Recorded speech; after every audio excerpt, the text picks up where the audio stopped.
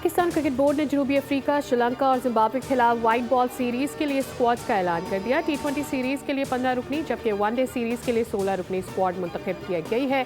बाबर आजम, नसीम शाह, अब्दुल समद की T20 team में वापसी हुई है। उस्मान तारिक पहली बार स्क्वाड में शामिल। फैसल अकरम, हारिस रऊफ, हसीबुल्लाह दोबारा वनडे स्क्वाड में हिस्सा बन गए। जनूबी अफ्रीका के खिलाफ T20 सीरीज 28 अक्टूबर से 1 नवंबर तक खेली जाएगी।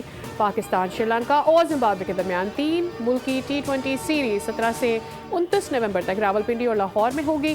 ट्रुटीज के खिलाफ वनडे सीरीज फैसलाबाद में 4 से 8 नवंबर तक शेड्यूल्ड है। पाकिस्तान और श्रीलंका की वनडे सीरीज 11 से 15 नवंबर तक रावलपिंडी में खेली जाएगी।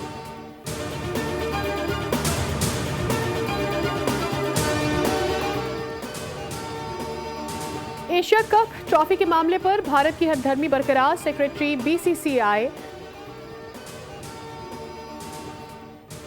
अजीज सिखिया कप की ट्रॉफी भारत भेजने की फरमाइश। ये भी कहा कि ट्रॉफी मोहसिन नकवी से नहीं लेंगे। मुतालबा पूरा ना होने पर ICC जाने की धमकी भी दे दी है।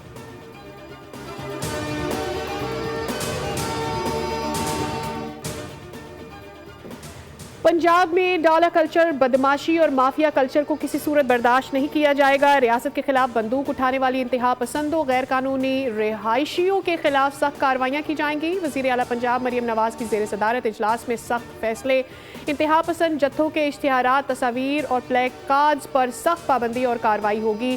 बाजार बंद कराने और गैर कानूनी इज्तिमात करने वालों पर दहशत गर्दी कवानीन लागू होंगे।